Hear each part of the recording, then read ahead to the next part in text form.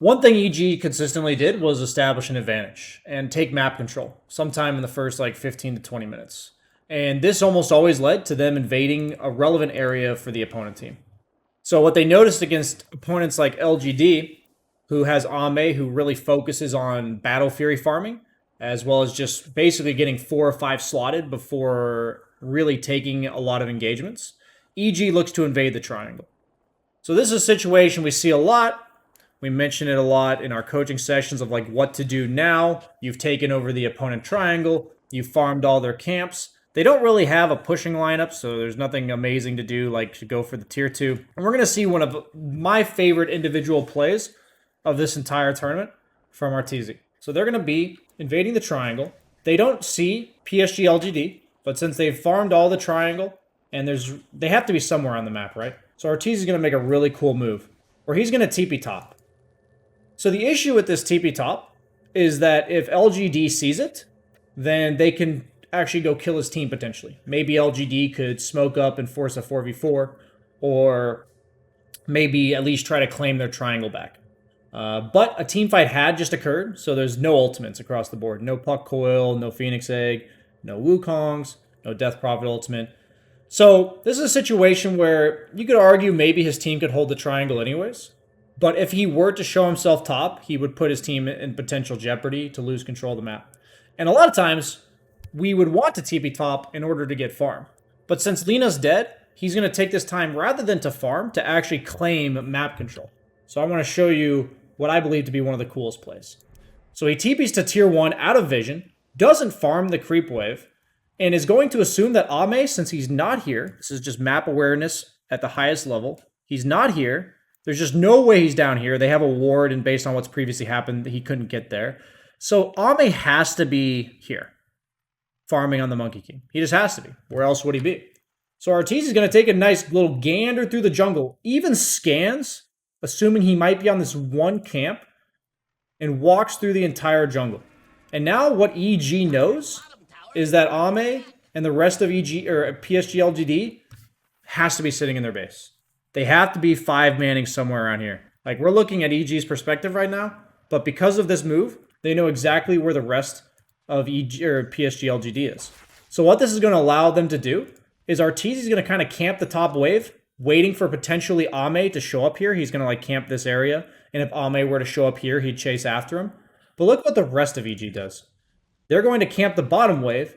They plant a ward to see exactly how PSG LGD plans to get out of the base, because they know they're in there. And they see Monkey King leap from tree to tree.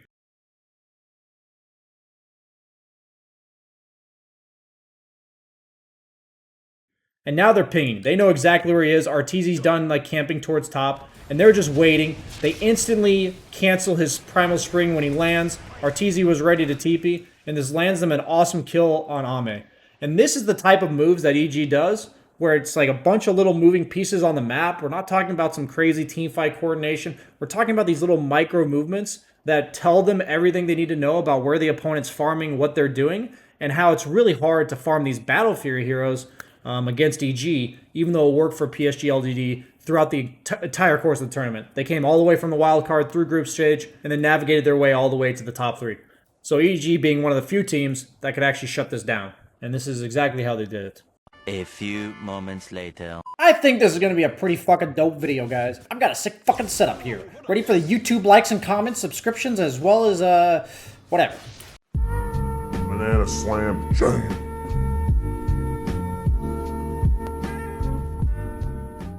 Hello everybody, this is going to be my second and final video reviewing the Major. In this video, we're going to be talking basically about what made EG so dominant throughout the entire upper bracket and how that ended up not working out for them in the grand finals and how IG kind of got their number.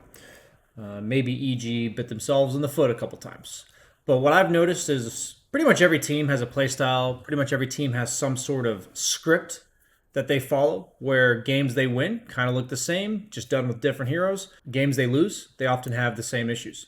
And we're just going to be highlighting in this video all the good and bad things that EG did throughout the course of this grand final series that really characterizes their playstyle and how it worked so well for 2 games and it didn't work so well for the last 3.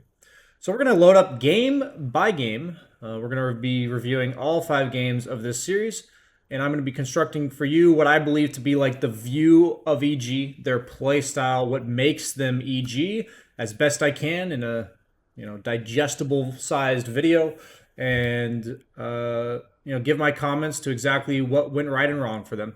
So let's go ahead and jump into the first game. So as I said, EG, amongst every other team, has a script of some sort. And just to be clear, EG did pick Storm Spirit all 5 games in the grand finals. So it's not too much of a shocker that when it comes to the way Abed played, he has a very clear script to what he ends up doing. So first and foremost, I'm going to be highlighting every single game is around the 6 to 7 minute mark, Abed rotating, usually to Arteezy's lane. But this is after he gets his level 6, he returns to base, and then immediately goes to gank a side lane. So this is kind of sacrificing his own game. He's doing this in order to enable the core that's farming in any given lane, and it's at the expense of his own farm. He just walked back to base instead of jungling in order to get the mana to do this. Then he's low mana after getting this kill. So what this is really doing is he's saying, I'm going to take the back seat when it comes to farm priority for like this from about 6 minutes to 10 minutes or so, and really prioritize Ice, Ice, Ice, and Arteezy. So usually the formula for them is that they gank for Arteezy, as you see in this example, and Ice, Ice, Ice kind of gets left on his own, kind of to his own devices to get his like first early item, like the Necro Book for Beastmaster in this example. And what this leads to is Arteezy getting a lot of space to farm. That's the emphasis that I want to give from this specific rotation that Abed's been doing in these games.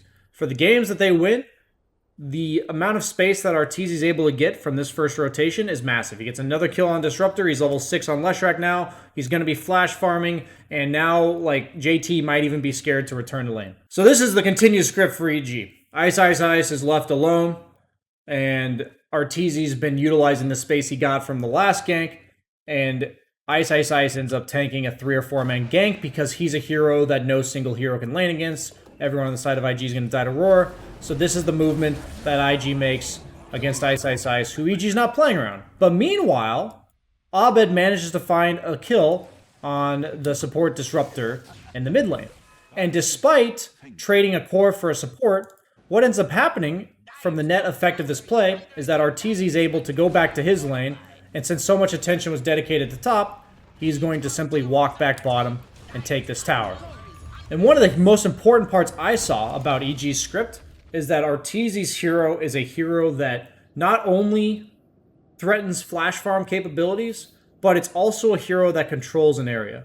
So if you take the Beastmaster in tandem with the Leshrac, both these heroes are very hard to farm against with only one hero. Oftentimes they can just solo kill if only one hero shows up to them. So they force like 3 or 4 man ganks on them, otherwise they get completely left alone.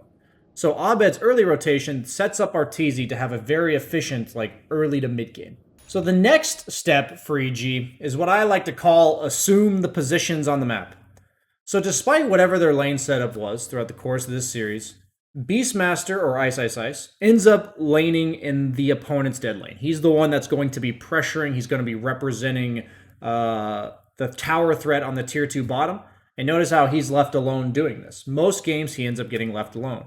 Meanwhile, Arteezy's taking the absolute safest farm on the map. So in this specific instance, it's the triangle farm. While Abed is usually taking a little bit more dangerous farm and potentially playing with the supports. This is something that you're going to see pretty much every game. And the biggest emphasis for Abed in this is that since he had a slower early game due to opening up space on the map for Arteezy, he's no longer prioritizing like ganking for Ice Ice Ice or anything like that. He's actually prioritizing taking his own jungle. Even though it's slightly more dangerous farm than what Arteezy's getting, he's ramping up his farm to get to the timing of the Orchid so that they can hit this as soon as possible, even though it's a bit slowed down, like I said. So this is what we spend the next 3 minutes for EG doing, because they're going to wait for this Orchid timing. And this is game 1 that they end up winning. Ice Ice Ice getting gank tanked, or tanking a gank, excuse me. Pretty much something we're going to see throughout the course of every EG game.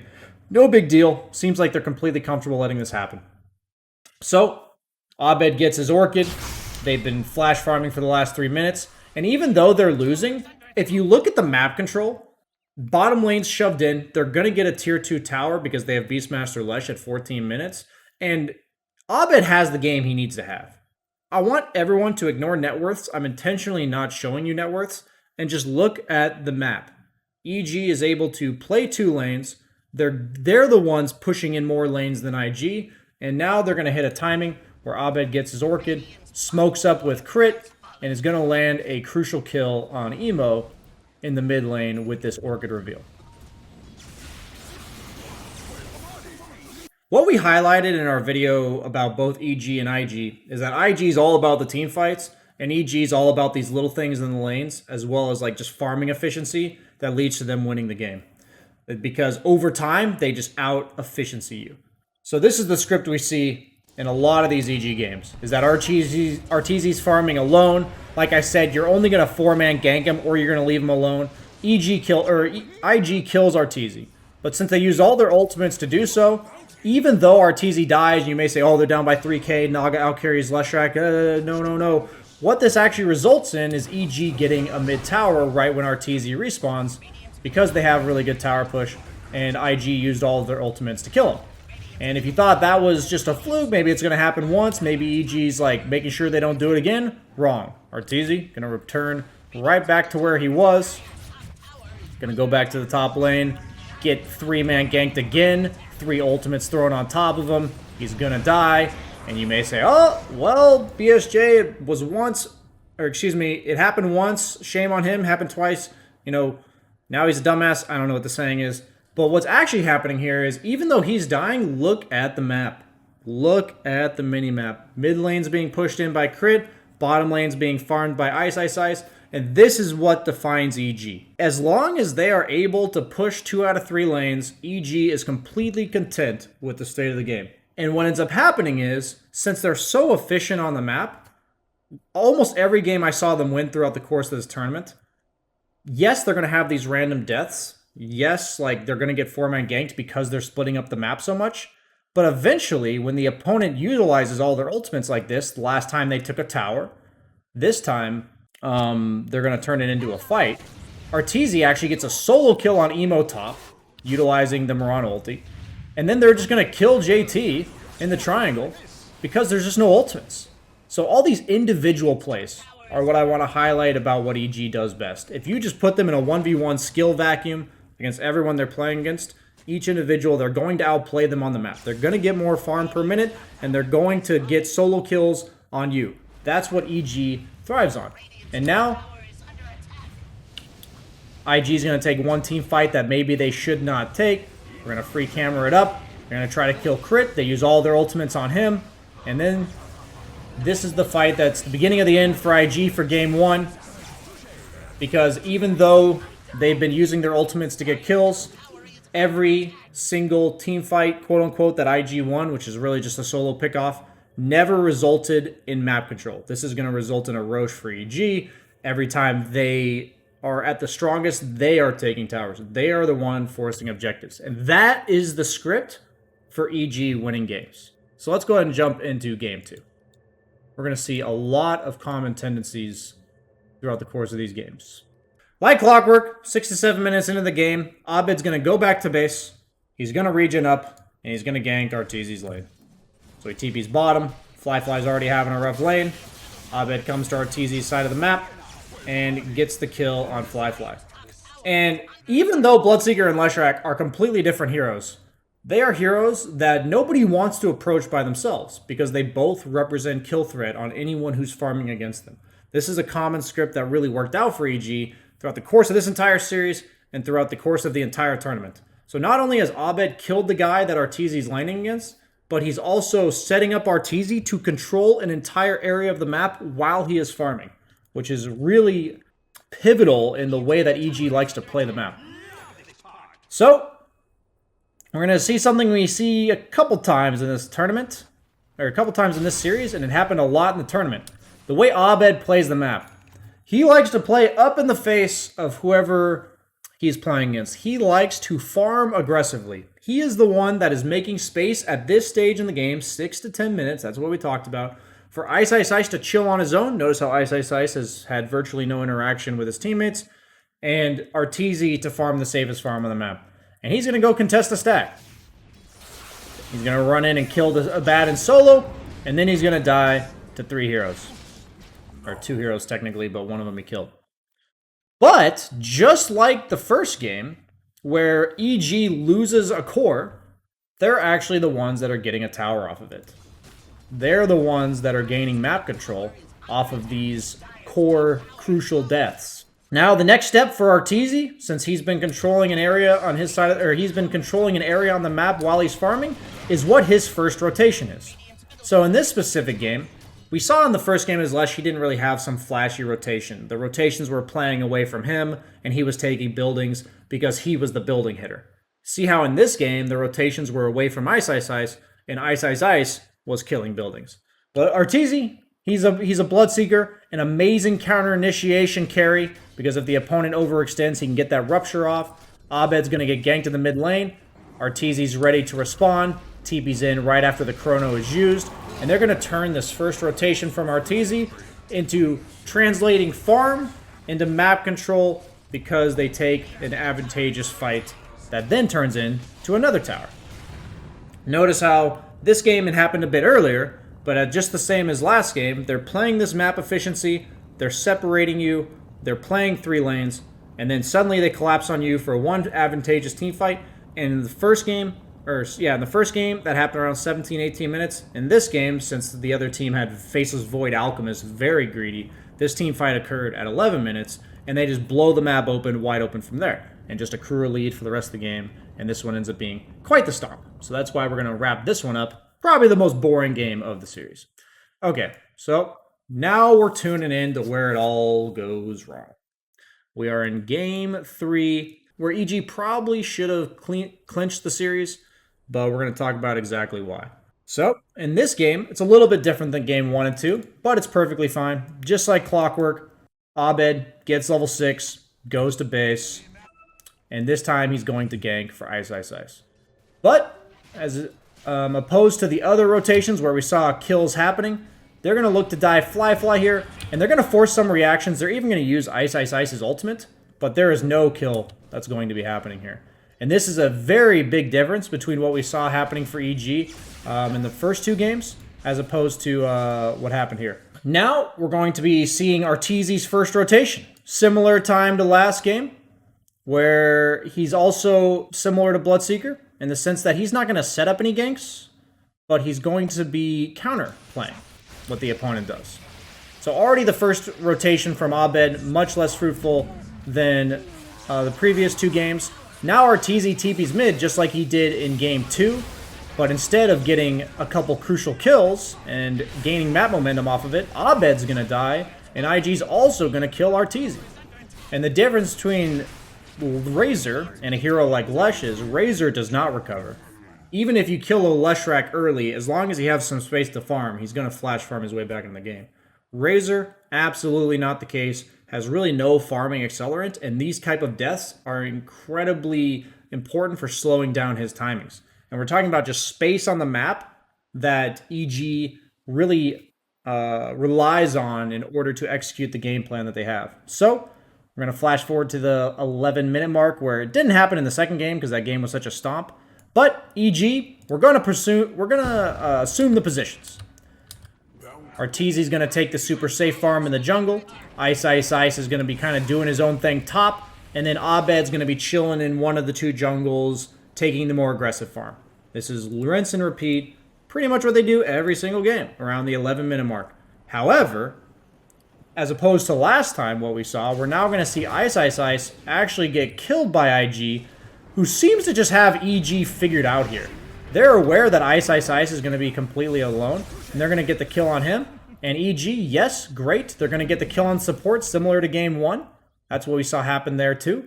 But Fly is absolutely chilling when it comes to the farm. We're in the same script where Abed gets the counter kill while Ice Ice Ice dies. However, in the previous one, Arteezy was taking a tower. While in this case, no tower was taken. They've actually lost their mid-tier 1 tower. We're even on towers. So the amount of the amount of space to farm on the map is actually favoring IG, despite it being the same net worth advantage we saw in Game 1. So this is a situation where you compare this to game 1, and even though IG's 3K ahead just like then, the map control is also in favor of IG. So a lot of people would say that EG threw this game, which I'm not going to argue with you whether or not they did, but IG actually had a commanding lead and commanding map control 12 minutes into the game.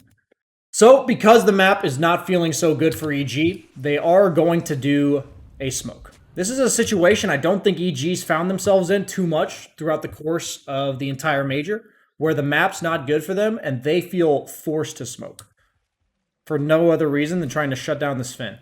But IG sniffs this out, Phoenix is ready to tank the gank, and Fly does not die. Now we're going to highlight the play that opens up the map for EG again. Fly is farming bottom. He cut the creep wave in order to drag it to safety. Crit's already TP'd, and Abed's about to TP in as well. They both TP in, they kill the Sven, and this is where I honestly thought the game was going to get really hard for IG. This is where, despite everything that went right for IG in the early game, I thought Sven was going to have a much harder time finding farm after this kill. And this is going to kind of prove to be the case. So remember how first game, 18 minutes in, they get one good team fight, GG. Last game, 11 minutes in, one good team fight, GG. Now we got 16 minutes into the game. EG doing their efficient map stuff throughout the course of the last 5 minutes leading up to this point. IG's going to overextend a little bit, thinks they're going to get out with the Underlord ultimate, and EG's going to absolutely wipe them and reap control of the map from this. So despite everything that kind of went wrong, the early Arteezy rotation, the early Abed rotation, we're actually right back on script for EG because of how game-changing that last team fight was. They're going to take mid tower, suddenly 2 out of 3 lanes are going to be in their favor, and honestly, I thought it was then going to be smooth sailing from here for EG. I just thought it was going to be easier and easier for them to shut down the Sven, and now we're going to have to flash forward a ways, because at the end of the day, in the other 2 games where EG's rotations went correct, this team fight right there at the 16-minute mark, that was GG. That was game over. They just snowballed the game out of control. But because their timing is a bit delayed, they had a little bit of a rough early game, this game's going to extend to a point in the game that I believe IG executes better than EG. So we're going to flash forward to the 36-minute mark. I know that's a ways in the future, but notice how EG has accrued a 15k net worth lead, and this is where I think EG's weakness as a team lies. It's just discipline. So we're going to see that they are controlling the triangle, completely controlling the map. IG stuck in their base. They don't have Elena Rax mid, and they're going to try to commit onto Fly. The Lotus perfectly timed, pulls himself on Abed, chain stun from the Nyx, and suddenly EG is going to lose Arteezy, who has Aegis, by the way, as well as Abed, Egg on top of the Aegis, and IG is going to absolutely clean up. And one could argue this is definitely the beginning of the end for EG, now that we know exactly what happened in history. So that's just a lack of discipline where I just don't think they had to make this play. Abed getting a little over antsy, pulling a Lotus Orb target and stunning himself effectively. And then we're going to see one more team fight where IG executes simply better than EG. So we highlighted this one in the other video, and we went into great depth on that. We're going to see a similar spot where Abed is going to try to jump a target. Abed's going to see this Nyx who's in Vendetta. They have the Sentry. They're going to try to jump him. Void Spear just picked up a Hex. Abed jumps in, gets insta-Hex without popping his BKB. Crit tries to kick him to safety. Sick Remnant with the Sven also following up with a stun. And suddenly, Abed has fed at their 36-minute mark here. And he's kind of fed here as well because of the insta-Hex. To be fair to him in this second example, this Void Spear did just pick up the Hex, which is a very expensive item, and he was not aware that he had it. So he may not have realized he had to preemptively BKB, but still the same effect nonetheless. And IG's teamfight execution reigns supreme in this game, and as we're going to see moving forward in the series, where IG's strength really lies. So let's go ahead and jump into game 4. I think this was actually the worst draft for EG by a large margin. And what I emphasized about EG's strategy is that the carry hero that Arteezy's playing, Razor, Lesh, Bloodseeker, and a lot of the other ones he's been picking throughout the course of the tournament, they all fit the same script. They control an area. No hero in the game wants to single-handedly farm against Razor, Lesh, or Bloodseeker. All these heroes either bully you away and or kill you. So in this game, though, Arteezy's playing PA. And there's absolutely nothing wrong with PA as a hero. Other teams have had success with PA. But it just doesn't fit the description of what Arteezy's been playing throughout the course of this tournament. So it makes me a bit nervous that EG's kind of breaking the script that they've been doing. They're veering off. They're not sticking to it. And so Arteezy, supposed to win his lane. It's a 10th overall pick, 5 position Enchantress. And he's actually going to die at 2 minutes for first blood with a lot of back and forth trading. Hex into the blood right. And IG is going to claim first blood against this 10th pick PA, who is not a hero, who single-handedly bullies people away from her farm and does not control an area on the map. And we're going to see exactly how that plays out. So, like clockwork, might as well just put a fucking watch on it, as I've said before. Abed's going to get level 6. He's going to base. He's going to get all of his mana. Going to get his bottle refilled. Basically just did exactly what he did without TPing straight to bottom. Going to run to Arteezy's lane. Get a kill. But in this case, JT is going to be playing passively enough. They are ready for it this time. IG is on to your shit, Abed. They have been ganked by you at the 6 to 7 minute mark 3 games in a row. And now JT, he smelled it. He was ready to get out. And even though Abed gets a kill, it is just going to be on the 5 position line. And the biggest part about this is the result of the kill.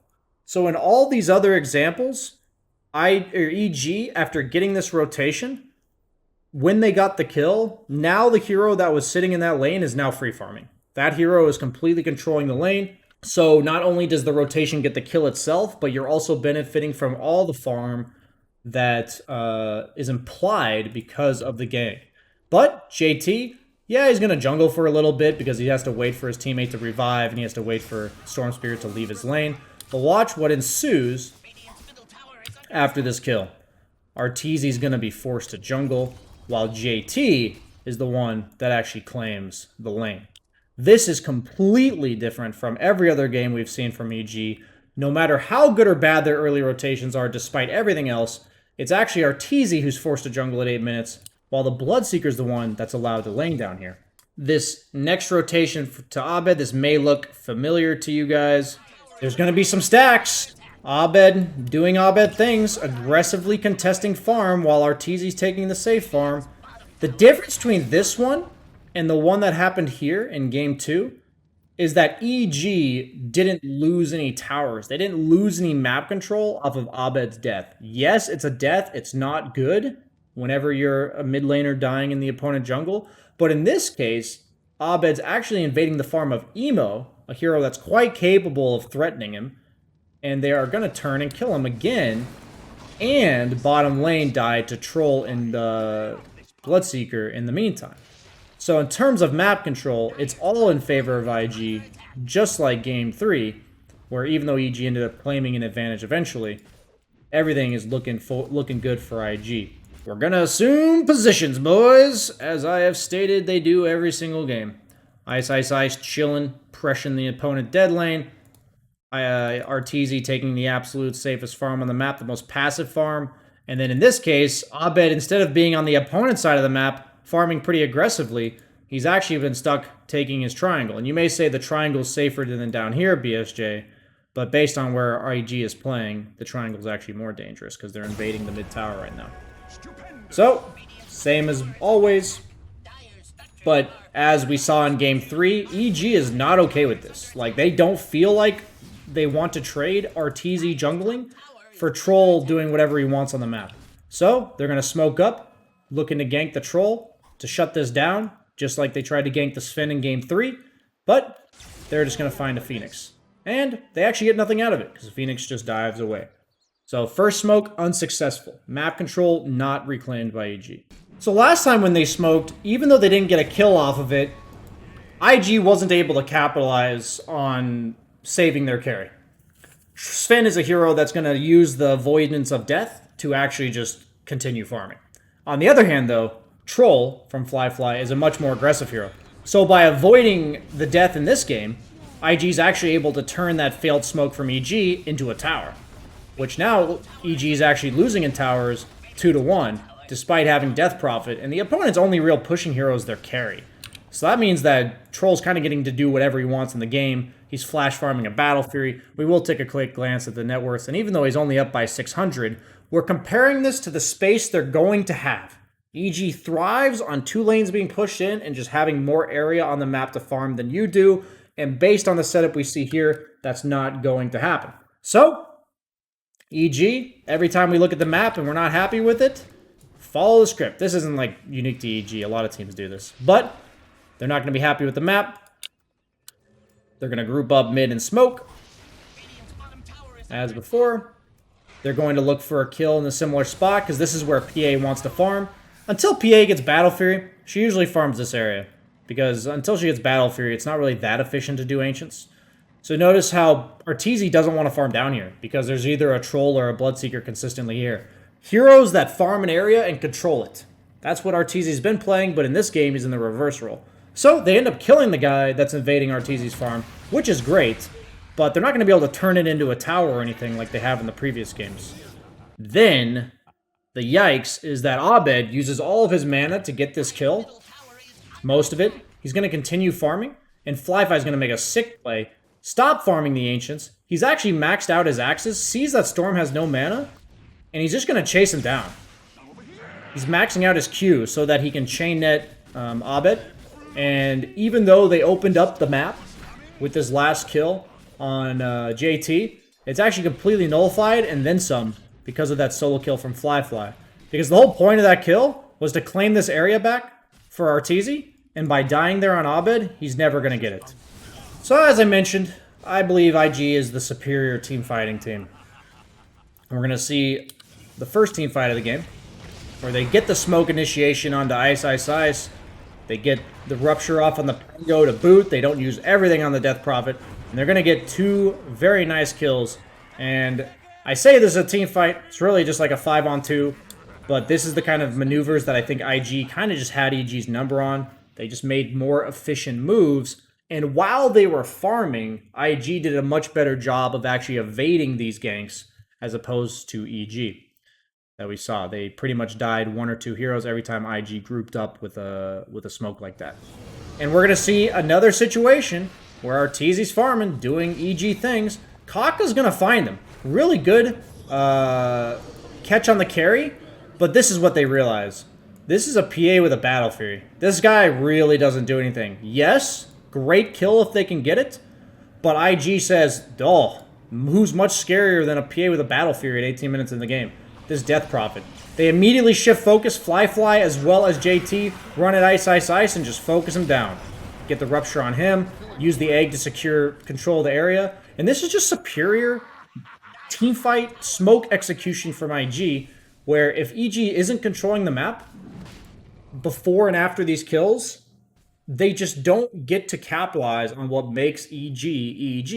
And it really feels like IG, throughout the course of this entire series, just got better and better at avoiding that early momentum from EG, such that these are the moves that they thrive on, and they could just be that much more powerful at this stage in the game. IG looks to turn that into an Aegis. This might actually be Abed's best death of the tournament, because they're in a situation where they need to buy time. They don't have roll yet. Death Prophet's dead. IG's taking Roche up by 4k. If IG gets this Roche, there's absolutely nothing EG will be able to do to come back in the game. And Abed's just he's just gonna commit. He's like, IG, please, come get me, please. And he's just gonna instantly get gived. And to the average viewer, as well as, honestly, the watch party I had during this game, this looked really stupid. You're just like, come on, dude, like, you've had a couple unnecessary deaths throughout the course of this tournament. But actually a really good death by Abed, because that buys time for Pango Roll to come back up, buys time for Death Prophet to respawn, delayed the Roche just enough, and EG's actually going to be able to take the fight. And one of their best plays of the tournament, honestly. I think this was potentially major winning, if they had been able to translate this into a win. But this was a very well executed play by EG. We're going to go ahead and expand, or going to go ahead and fast forward again to 23 minutes, where EG is in a similar spot to what we saw in the Razor example, where they're controlling the triangle. They just escaped. They just ran out of the opponent's triangle. They farmed all the camps before the 23-minute mark. Abed's going to clear one wave. These are the moves EG makes really well. They've got the Aegis. They've got all the map control. The net worth lead went from 3k back down to about even, actually in their favor. Abed clears out the dead lane. He TP's top and joins his team. And EG's the one now on the offensive, chasing them away. This is exactly where they thrive. So, with everything that went wrong in the early to mid game, they're still exactly where they want to be. And here's where the lack of discipline comes into play. We saw it in game 3 with the second Aegis. We see it here with the first Aegis from Storm. Or, excuse me, PA has the Aegis. They're gonna get 2 kills. I know that was a little bit wonky camera work, but they get 2 kills. But Abed keeps going. His team is not in position to connect just yet. Kaka gets the stun, fingers him, bursts him down, and suddenly EG's on the back foot, popping ultimate on Ice Ice Ice. And just quite frankly, I have no better way to sugarcoat this. Abed just overextending. This, I might actually buy into the fact that Emo's question mark at the end of game 3 caused this to happen. I could buy into that possibility. So everything they've been working towards, everything they gained from the Aegis, the map control that they reclaimed, notice how before these deaths, all 3 lanes are pushed into IG. Map control was completely in favor of EG. They had all 3 lanes pushed in. They had turned a 3k net worth advantage from IG into an actual net worth advantage for them, getting all the farm they wanted, and now everything they've worked for is just gone. And then we're going to see the team fight from IG that I've been just hyping up so much. We're going to see Crit get caught in the river by a Rupture to start off the fight. Crit smoked up, rolling in with a Blink Dagger, but his team's not quite ready to connect. Notice the disconnect between EG in comparison to IG. I don't think I saw a single time in the grand finals that IG had somebody overextend like this. We saw Abed do it right here, and we saw Crit do it right here. Yes, he got the initiation with Blink Roll, but where's the follow? Storm wasn't, like, he didn't want to use that much mana because he doesn't have BKB, lacking a little bit of mobility, and Death Prophet, not a mobile core. Enchantress, not a mobile core. And Arteezy is a hero that has to be patient because he's against Troll. If he commits too hard against Troll Phoenix, even with a BKB, he'll just get out man-fought on PA.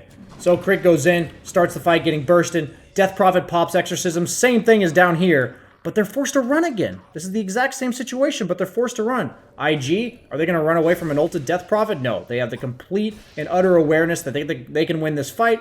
Kako wraps around with the smoke that they immediately popped after the Exorcism was popped. 4-man focus Arteezy instantly with the Akaka Hex, and it's just superior execution by IG. You know, I harp on EG. They had a couple overextensions, but this stuff would just not be nearly as bad if IG did not perfectly punish it. So I like to highlight the fact that IG played this perfectly, more so than the fact that EG slipped up a bit. And if I look at these games, the way that EG lost, it really comes down to IG minimizing the advantage that EG accrues in the first, 15 minutes, actually negating it entirely in game 3 and 4, where they were winning on IG. But it's also the fact that EG had to play perfectly when it comes to discipline as well as overextensions to not lose these games.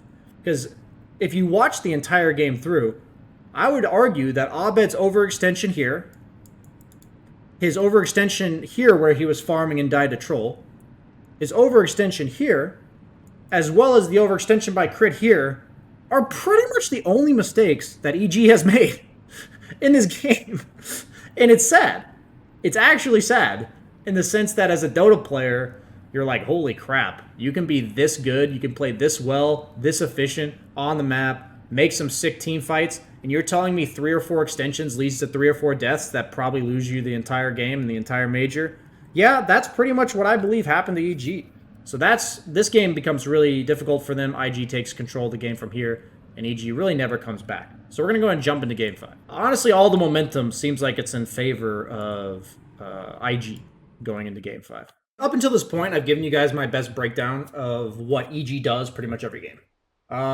Yeah, there's a little bit of variance to it. They're not going to like gank you at exactly 645, but the script's been pretty similar. The way they play the map, the movements Abed makes, the efficiency they do in the first 5 minutes that we highlighted in the other video, it's something they bank on every single game. That's just EG. It's what makes them the best at what they do. And the fact is, everyone has a tell. Even the best players in the world, they stick to some sort of somewhat predictable way of playing, just because they've mastered a single craft so much. But game 5 is where EG like really breaks the pattern. So what EG did in this game in terms of the draft that I did like was they gave Ice Ice a hero that fits his bill, a hero that stays on its own side of the map, continuously pushes in the lane, and threatens whoever comes there. Beastmaster and Enigma, very similar role in the game this patch. They both buy Necrobook, they both have like an ultimate that threatens kills, and they both kill buildings early game, right? So similar heroes conceptually. Arteezy, he's actually back on a type of hero he thrives on. Even though Lifestealer kind of sucks this patch, it's arguable that the hero's like a really bad pick. What Lifestealer does is he takes over his own safe lane. Once Lifestealer gets like level 7 and 8, he starts having enough kill threat and enough sustain to bully away any single hero.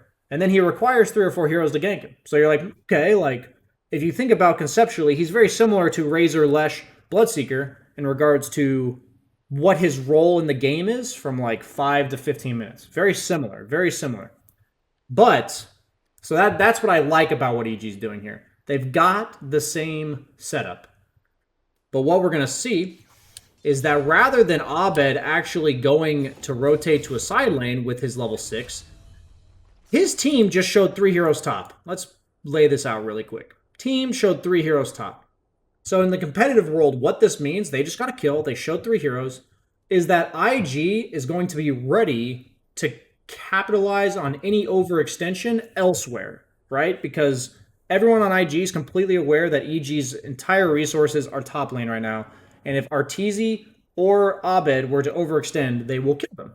So notice how Arteezy is kind of like avoiding the kill, like avoiding the enemy heroes there. He's not like contesting Mars in lane or anything. Abed, on the other hand, is going to go on emo.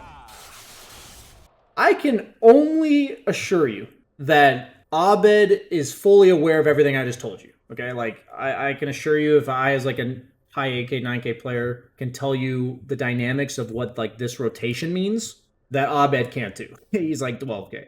So he knows that by being aggressive here, that he's going to force a reaction. That IG is not just going to let them have this. You know, IG is not going to let EG dedicate 3 heroes to the top lane and make an aggressive move on their mid laner. Like, that's just not going to happen.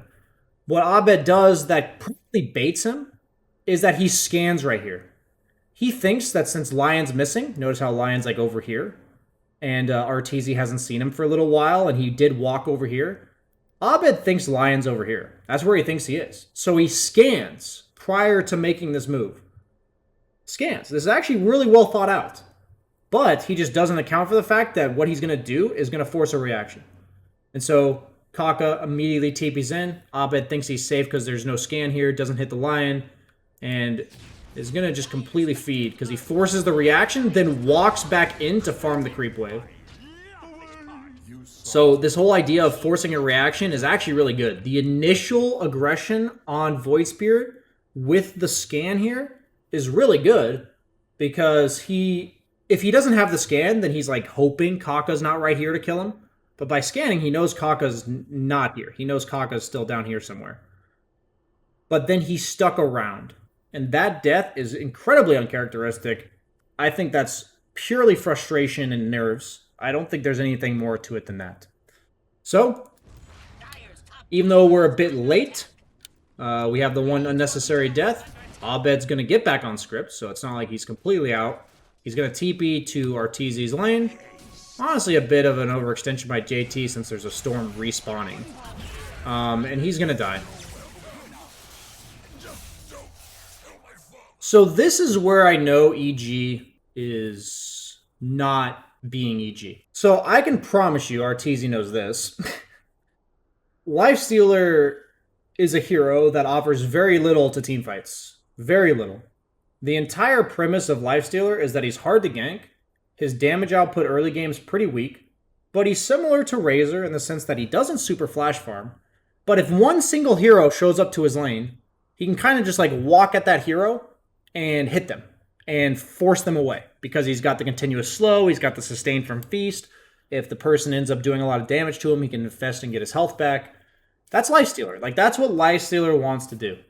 But since Abed TP'd bottom to help him get the kill, notice how in every other game, Abed's actually TP'd to Arteezy's lane, and then Arteezy just stays farming there. He just keeps farming. Arteezy's actually going to elect to TP top to help this engagement. I hope this doesn't come off as flame. This is just not what Lifestealer does. This is just not Lifestealer. What I want to emphasize about rotations is you have to acknowledge what your hero's doing prior to the rotation and what your hero's doing after the rotation. So if Arteezy were to stay bottom here, he is completely free farming. Completely. Just like all the other games where Abed gave him a kill and Arteezy's fucking chilling. We saw in the PA game that it did not work this way and it didn't feel that great, but like not the end of the world in that game. But in all the 3 games that they looked good early, like this is what Arteezy did. He took that time to farm this creep wave, then this creep camp, then the next creep wave, then the next creep camp. And he might even have like a 10-minute armlet. You know, he might be really farmed by the 10-minute mark despite not really being like a flash farming hero.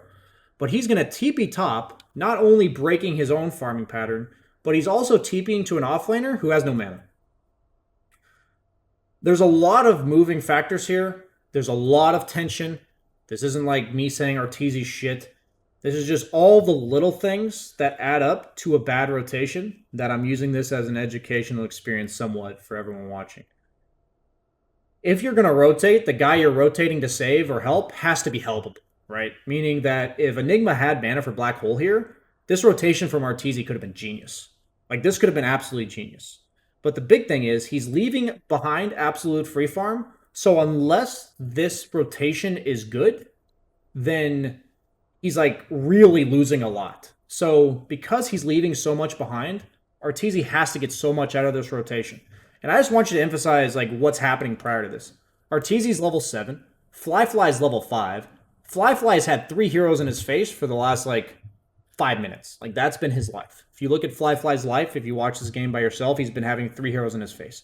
While Arteezy, yeah, maybe he's had like a Lion Mars in his face some of the time.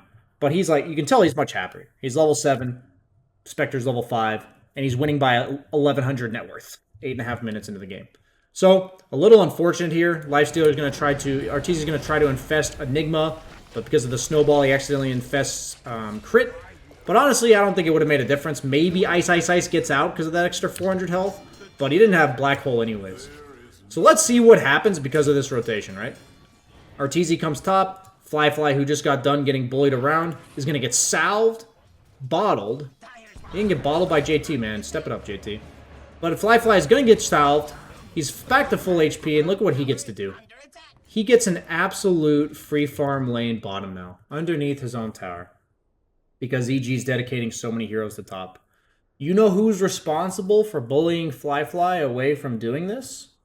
You heard it right. Arteezy. That's what they've been doing every game. Up until the grand finals, they did this every single game. Arteezy's the one that makes this not happen. Do you think any Spectre, level 5, is willingly going to TP in to a level 7 Lifestealer lane? No. He's not going to be able to farm against you. The Lifestealer will just walk at you and make you leave. But now Spectre, free farming a lane. Arteezy hitting a jungle creep. Like, this isn't some Terrorblade or some Sven or some flash farming jungler. Lifestealer hits like a wet noodle. Hits for 92 damage on jungle creeps. This is not where he wants to be. Lifestealer is a carry that benefits from controlling an area. So this first rotation, while it doesn't look like it's that bad because Arteezy didn't die or anything, the lasting effect of it is palpable. Notice how he was up by 1,100 gold in 9 minutes. So this sets up a rotation from EG, similar to before, where Spectre's farming lanes, EG's farming jungle. Like, notice how Arteezy's been with his team. He's level 7 still, by the way. He was level 7 when he made that rotation to top, if that doesn't say enough. He's now only 900 gold ahead of Spectre. It's been 2 minutes since the rotation, so that's 100 GPM less than Spectre that he's had for the last 2 minutes. Spectre's now level 7. And Spectre's been farming bottom lane for the last 2 minutes. Beforehand, when we weren't happy with the map for EG, we saw in game 3 and 4, they executed cleanly. They went for smokes. Like, whenever you're not happy with, like, your carry hitting jungle and theirs hitting lane, that's when EG's been smoking. They've been executing textbook throughout the course of this, despite some movements not working or whatever. But in this case, same idea as before. We've talked about it. They're not happy with the lanes, but instead of smoking up, we're just going to walk into a Mars who has Arena and a Spectre who has Haunt.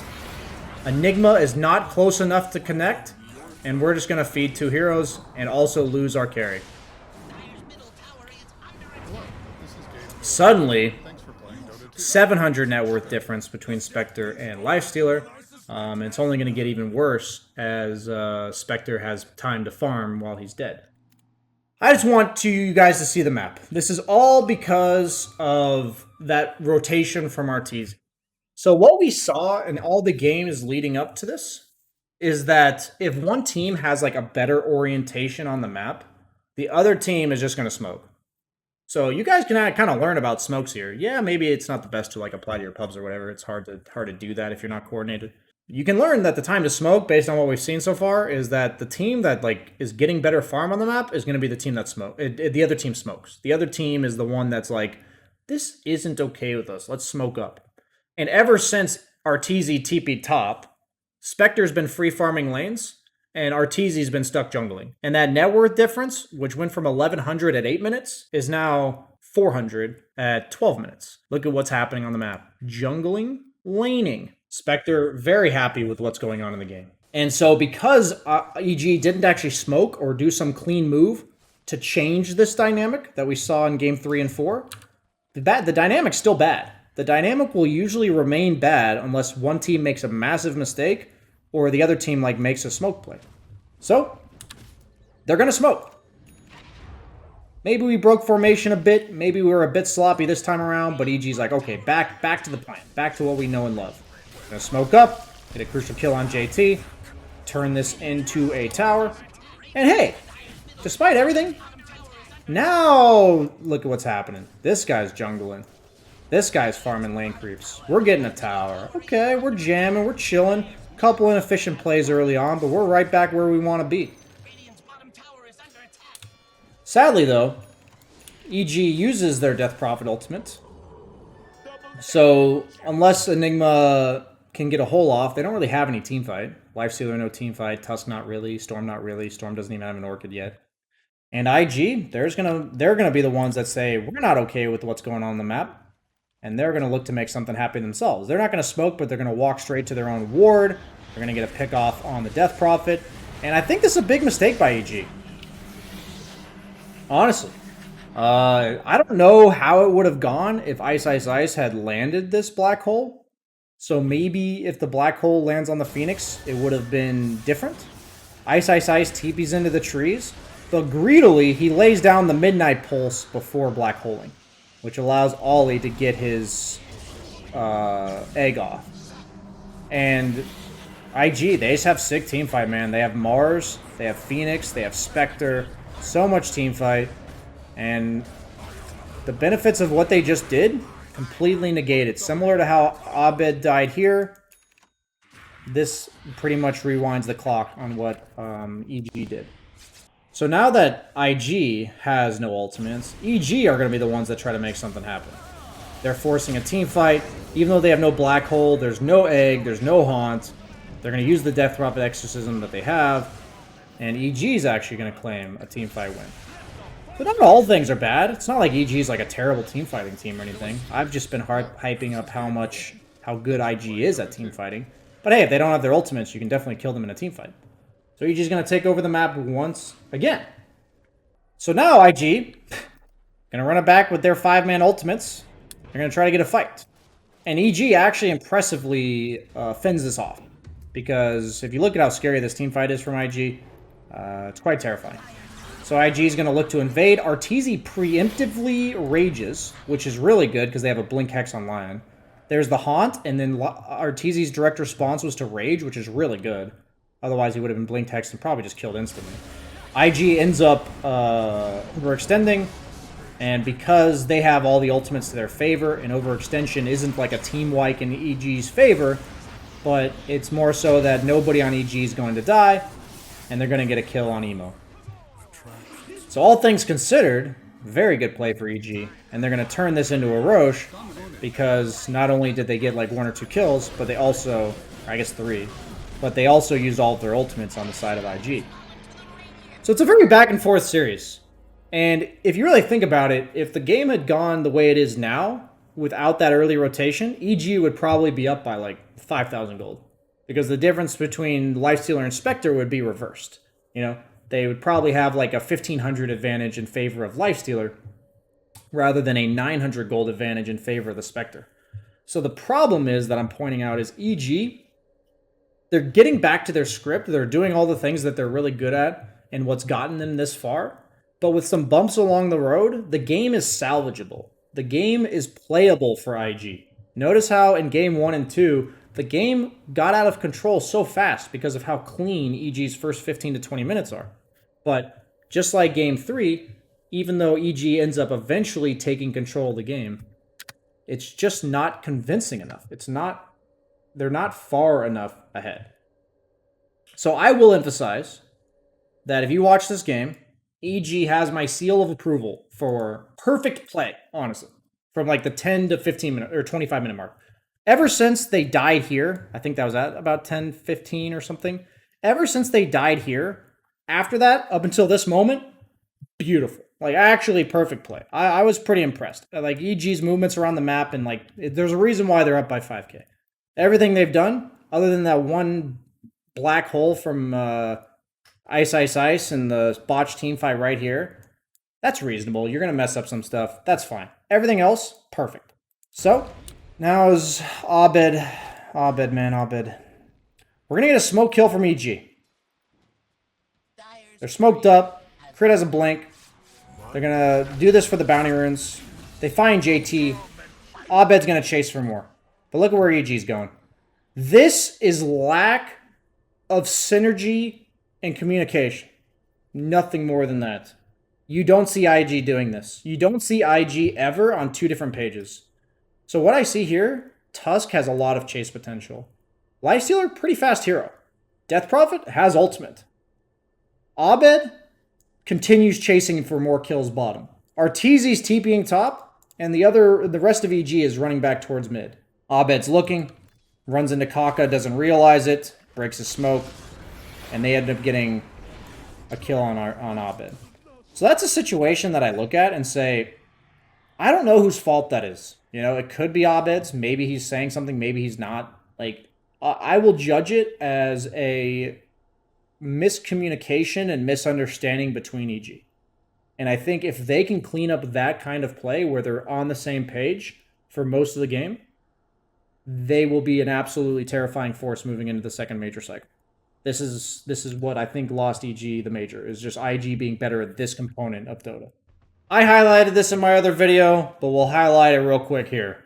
Arteezy's on a ward, IG smoked up. We've talked about how throughout the course of this series, the deaths by IG when they're farming are just not really there. I think this is a component of the way NA likes to play. We really push the efficiency, and so because we push the efficiency, we get leads over time. You know, like, because we're playing more efficiently on the map, we're getting more farm per minute if no team fights are happening. That's what is responsible for giving us this lead in the first place. But it's a double-edged sword. Because IG, they just don't die when they're farming. Like, if you watch this whole series, they just don't die when they're farming. Arteezy gets caught on a ward, blink hexed, and then here's where the beauty happens. Kaka blows all 3 of his spells, and then immediately goes down. Emo's going to astral step in and immediately dissimulate. Phoenix is going to swoop in and immediately egg. Spectre's going to haunt without reality rifting, or reality, using reality into the fight. And then Ice Ice Ice looks like a Dumbo. I actually chopped this up to all 4 players on IG dodging this hole. I'll be honest with you. I'm pretty sure that that should have been at least a 2-man hole. Like if we say like maybe half of them dodge it, but literally every player on IG played around that hole perfectly.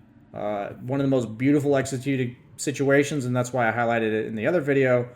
And it looks stupid from Ice, but the fact is, I think it was purely IG being god tier execution. Okay. EG, problem here is that when you get in a situation on a hero like Lifestealer, in the early game, he's really hard to gank because most heroes don't offer enough damage to bring him down. But at this stage in the game, my experience with Lifestealer is you go in, you use Rage, and if the opponent's able to chase you down, you just die. Like, you're actually dead the second you come out of Rage. And so they're fighting against the lineup with ridiculous turn potential. They don't have their ultimates all available, but the chase potential from IG's draft is insane. And Abed's just going to go too deep. Arteezy's going to Rage in to follow him up. Tusk tries to save him, but he doesn't manage to get the snowball off because of the JT Spear. And suddenly, Arteezy is dead again. And, you know, if you don't know this, Spectre outcarries Lifestealer, and she's up by 1,600 gold. Just an overextension. This one I almost entirely blame on Abed. Not really playing around his carry hero. Lifestealer just doesn't want to do this. He doesn't want to have to use Rage to get all the way into the fight, so that when the fight actually breaks out, he has no Rage, and then he just dies. Very big overextension from Abed there. You can really tell the nerves are getting to EG throughout the course of this entire game. They've broken script, they've overextended, they've miscommunicated after kills, consistently slipping up in areas that they are usually very good in. Sad, but true. Map control-wise, we saw that EG got the Aegis, and they get to do whatever they want. The lead was constantly going in their favor. They got to farm wherever they want. For the people at home who don't fully understand the impact of the Aegis, because IG now has Aegis, Fly can show on a creep wave. That's really all there is to it. It doesn't sound like much. Maybe it doesn't sound like much to you, but look at EG. They have this like wombo combo, you know, Black Hole, BKB, Storm Spear, Lifestealer follow-up. It's not really a wombo combo, but pretty sick initiation. And Fly's just farming a creep wave. Yeah, he's got like most of his team behind him, but he's just farming a creep wave. Which means that EG has to play super passive. They're the ones getting farmed against. Fly's getting everything he wants. They get the runes because they're controlling the map. You can just tell the day and night difference of map control when we talk about the Aegis. And last but not least, we're not going to harp too much on EG because I do believe they played an incredible major. I think this is the last black hole expressing itself in frustration. I think this is just IG feeling themselves and EG not so much. So I will tell you that we saw Kaka's like wraparound against the PA with Lion. I give like a massive shout out to the way he executes in team fights. He somehow casts all of his spells, then dodges the counter initiation or forces a fight that the opponent doesn't want to take. All on a 4 position. So shout out to Kaka, like incredible fucking play. But he's just he has a ward in base. And he's just gonna blink Hex the DP as she's dewarding. And this may look stupid from EG, but I just want you to imagine that you're against Spectre. There's like this ridiculous threat of Haunt. They have Aegis. They're scared, man. They see Emo go in. They see Lion in. Like, this is panic mode. There's so much going on here for EG. They're scared, man. And they just black hole a Lion, man. That Lion died like 9 times over. But they used everything. Now JT comes in with the counter initiate. Absolutely terrifying. Hole used. Rage was down. And this is pretty much spells doom for EG. A lot of the errors they made, I think, were forced by IG. I think IG got in their heads a little bit. I think IG honestly made them a bit scared. I feel like IG did such a good job of punishing individual mistakes from EG to the point where I can't imagine how agonizingly frustrating it is to play so well throughout the entire course of the tournament and then lose 2 games in a row because of like a total of like 5 mistakes between the 2 games amongst all your players. And then being in this game 5 where things aren't going exactly how you want them to go. And now just like 4 guys just dodge your black hole and like all the team fight. Like even you may say it's like, okay, 4 guys dodged a black hole. Like Ice is the only one demoralized. I assure you, if you're like one of these players on EG, that if you see your Enigma black hole 0 people, it's going to get to you. Like, no matter how good friends you are on the team, no matter how like confident you were coming into this series, it's gonna get you. And you can just tell that IG was much more confident in Game Five than EG. So it's kind of sad to watch this Game Five for me. It was honestly a bit heartbreaking. I'd be lying if I told you otherwise. But I think EG did some incredible things. I hope this video served as like a nice little narrative of what I believe happened with EG throughout the course of this tournament. I know I use the grand finals as an example, but I really do think they had like a script, a way of playing the game that they executed to near perfection that nobody else than IG could actually fend off. And I really give props to the way that IG was clearly prepared for exactly what EG was going to do with these early to mid game rotations and just eventually punishing the slight overextensions from EG. So, congratulations, IG, and hope you guys enjoyed this journey through EG's tournament. Like, subscribe, all that bullshit.